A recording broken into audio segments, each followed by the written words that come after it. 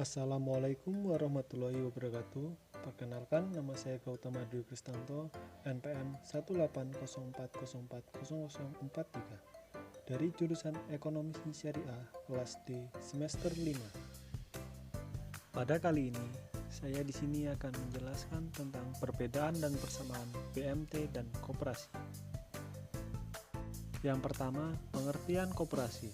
Menurut Undang-Undang Koperasi Nomor 12 Tahun 1967, yang dimaksud dengan koperasi ialah organisasi ekonomi kerakyat yang berwatak sosial yang beranggotakan orang-orang atau badan hukum koperasi yang merupakan tatanan susunan ekonomi sebagai usaha bersama berdasarkan atas asas kekeluargaan.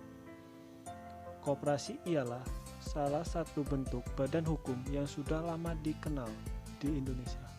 Pelopor pengembangan perkoperasian di Indonesia ialah Bung Hatta yang dikenal sebagai Bapak Koperasi Indonesia.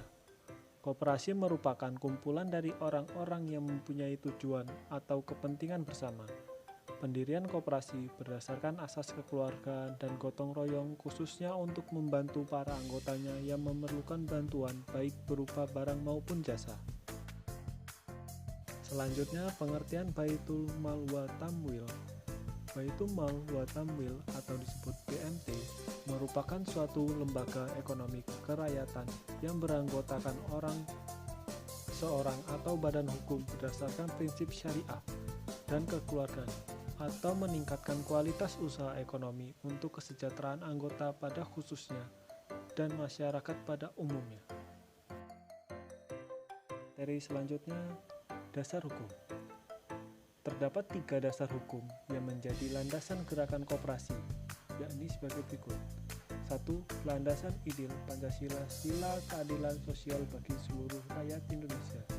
Yang kedua, landasan konstitusional Undang-Undang Dasar 1945 Pasal 33 Ayat 1, juga Undang-Undang Nomor 12 Tahun 1967 tentang pokok-pokok perkoperasian Bab 2 Pasal 2. Yang ketiga, landasan moral, yakni kesetiakawanan dan kekeluargaan.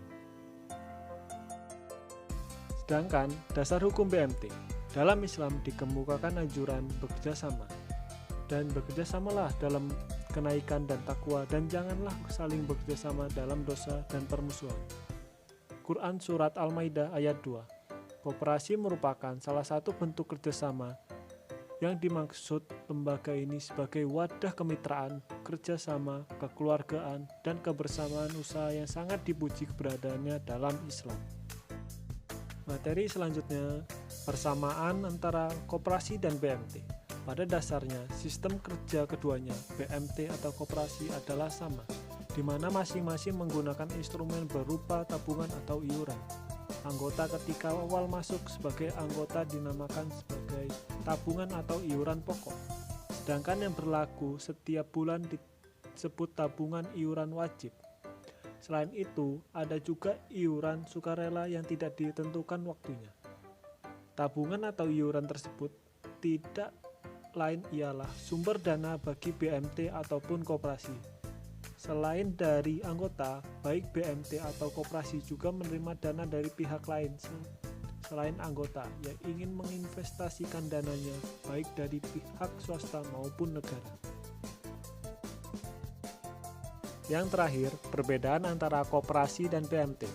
Pendirian BMT harus terdaftar pada Departemen Perindustrian dan Perdagangan, sedangkan koperasi harus terdaftar pada Departemen Koperasi. BMT dapat mengelola dana wakaf, waris, hibah, zakat, infak, dan sodako, baik dari anggota maupun dari non-anggota. Sementara itu, koperasi tidak sedemikian. Dalam struktur pengurusan BMT harus terdapat DPS sebagai perpanjangan tangan dari DSN, yang juga merupakan pemegang mandat dari MUI. Sekian dari saya yang bisa saya sampaikan. Saya ucapkan terima kasih. Wassalamualaikum warahmatullahi wabarakatuh.